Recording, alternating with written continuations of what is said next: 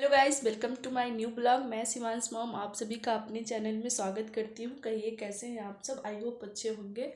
हम भी अच्छे हैं और बहुत दिन के बाद वीडियो पड़ रहा है तो आप लोग क्षमा करिएगा और हमारा ब्लॉग देखिएगा आगे। तो अभी हम नहा के गाइस आ चुके हैं। नहा के आने के बाद हम बाल कंघी कर रहे हैं। बाबू स्कूल जा चुके हैं और उसका वीडियो हमने नहीं शूट किया है क्योंकि वो रहते हैं तो थोड़ा बहुत मोबाइल में भी लिए रहते हैं तो मोबाइल से इसलिए हम वीडियो नहीं बना पाते हैं। अभी हम जस्ट नहा के आए हैं। नहा के आने के बाद यही बाल कंघी कर रहे हैं। बाल कंघी करने के बाद वही पूजा करना था तो फिर बिना सिंदूर के पूजा नहीं किया जाता है हमारे हिंदू शास्त्र में। जो सुहागिन औरतें होती हैं तो थोड़ा सा मेकअप कह लीजिए या फिर कुछ और ही, तो सिंदूर और वगैरह जो करना है वही करते हैं क्योंकि शिवांश के स्कूल में जाना है और उनकी फ़ीस जमा करनी है और उनका टाइम टेबल लेना है। तो मैसेज आया था, हमने कहा कि चलो नहा लेते हैं तो इसी टाइम तैयार हो। वैसे वरना हम ज़्यादा कुछ मेकअप वगैरह नहीं करते हैं। मेकअप क्या, श्रृंगार ही तो सुहागनों का करना फ़र्ज बनता है, लेकिन कुछ लोगों को पसंद होता है, कुछ लोगों को नहीं पसंद होता था। जैसा कि मुझे सिंपल रहना बिल्कुल पसंद है। तो यहाँ हम अपनी बाल कंघी करने के बाद, सिंदूर लगाने के बाद थोड़ा सा क्रीम और एक बिंदी और थोड़ी सी लिपस्टिक लगा के फिर पूजा करते हैं। पूजा करने के बाद हमको करना है अपना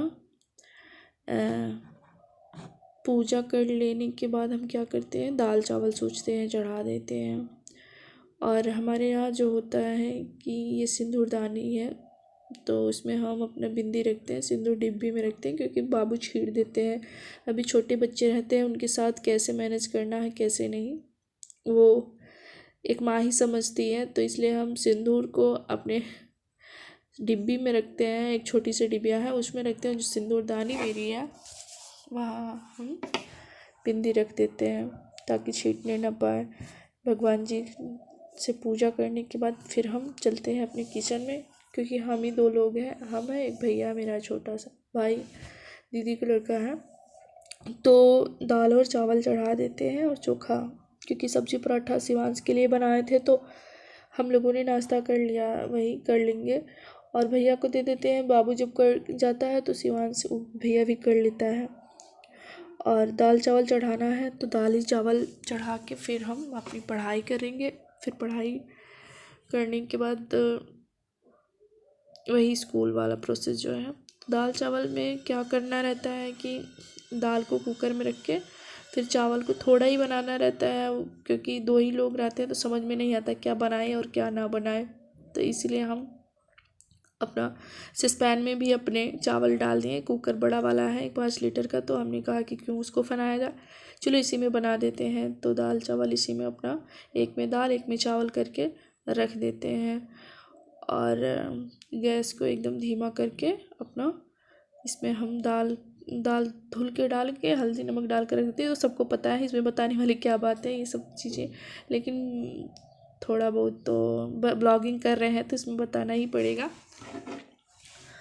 और अभी मेरा हाल ही में एग्ज़ाम हुआ है और अभी रिज़ल्ट नहीं आया और हमने मिलाया भी नहीं है कि क्या, क्योंकि अब रिज़ल्ट ही हम डायरेक्ट देखेंगे। दाल में ही हम आलू डाल दिए हैं कि ताकि चोखा बन जाए।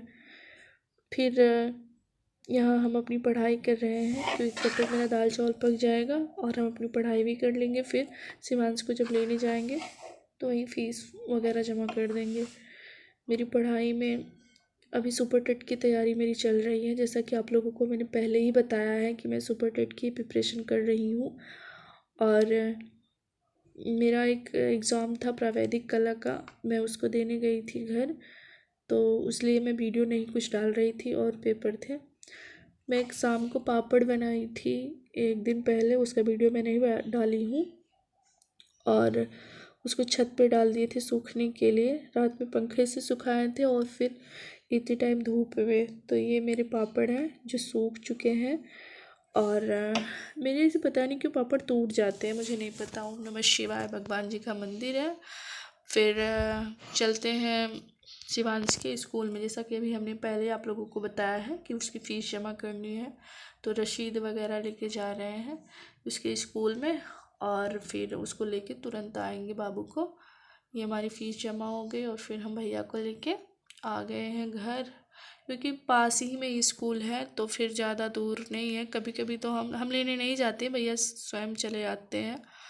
और आज लेने गए तो कि मम्मा आप मुझे लेने आया करो, सबकी मम्मा लोग आती हैं, तो हम नहीं जा पाते हैं, वो अकेले चले जाते हैं। तो हमने कहा ठीक है चलो आएंगे, कह तो देते हैं लेकिन नहीं आ पाते। फिर इधर हम स्कूल से ले आने के बाद मेरी दाल फ्राई चोखा बनाया, और दाल चावल चोखा, और 1-2 पराठा था, 2 ही लोग थे, तो वही खा के फिर अपनी पढ़ाई लिखाई करके फिर ये मेरा शाम का है। शाम को हमने पालक और पनीर बनाया था, उसका जैसा कि वीडियो हमने शेयर नहीं, क्योंकि अपने हम 1-2 वीडियो में शायद डाल चुके हैं, तो इसलिए उसका नहीं किया। हल्का से ये किया है। पालक उधर मेरी बॉयल होके इधर पीस के डल चुकी है, उसका मैंने वीडियो नहीं से क्या यार। थोड़ा सा पनीर हल्का मैं रोस्ट कर रही हूँ, रोस्ट करने के बाद इसमें मैं देखो डाल दी पनीर, क्योंकि मैं वीडियो नहीं बनाई हूँ तो इसमें बस रिकॉर्ड किया, हल्का फुल्का बनाई थी तो ये डाल दे रही हूँ। फिर शिवांश के लिए दूसरे दिन मैं पापड़ हल्का हल्का थोड़ा थोड़ा ही बना रही हूँ, तो पापड़ बना रही हूँ इधर ही मैं, जिसमें उसका भी मैं वीडियो नहीं बनाई कि कैसे क्या कर रहे हैं। तो मैं चावल का आटा ली थी, उसमें उसको मैं पानी में अपना पका के पतला पेस्ट बना के, एक तो बेल का बनाए थे जो अभी आप लोगों ने देखा है, इसको रोज डोसा की तरह फैला रहे हैं हम, लेकिन नहीं ये भी टूट गया था। पता नहीं क्यों मेरे सारे पापड़ टूट जाते हैं, मुझे समझ में नहीं आता ऐसा कैसे बनाया कि पापड़ टूटे ना। मैं सोचती हूँ कि मेरे पापड़ खड़े खड़े इतने टाइम तो देखने में अच्छे लगते हैं ना, लेकिन जब इसको सूखने के बाद ना एक एक टूट जाते हैं तो बहुत बुरा लगता है। होली आ रही है, होली में घर भी जाना है, और इसलिए सोच रहे हैं थोड़ा बहुत यहाँ है तो बना लें, क्योंकि जब होली आने से पहले ही तैयारियाँ थोड़ा बहुत जिस देखिए अपनी अपनी शौक़ होती है, तो मुझे ये सब करने में अच्छा लगता है। होम रेमेड जो घर की बनाई हुई चीज़ें रहती हैं वो मुझे अच्छी लगती हैं और स्वादिष्ट रहती है। मार्केट के तो भले ही आए, लेकिन मैं अधिकतर अपने घर का ही सामान बनाती हूँ। भैया को जब कुछ खाने पीने का मन भी करता है तो मैं घर का ही बनाती हूँ। इधर मेरा पापड़ बन चुका है और मैं अपना बिस्तर लगा के अब जा रही हूँ, भैया को सुलाऊंगी। और मेरा वीडियो पसंद आए तो लाइक शेयर करना। Thank you for watching. मिलेंगे, बाय, गुड नाइट।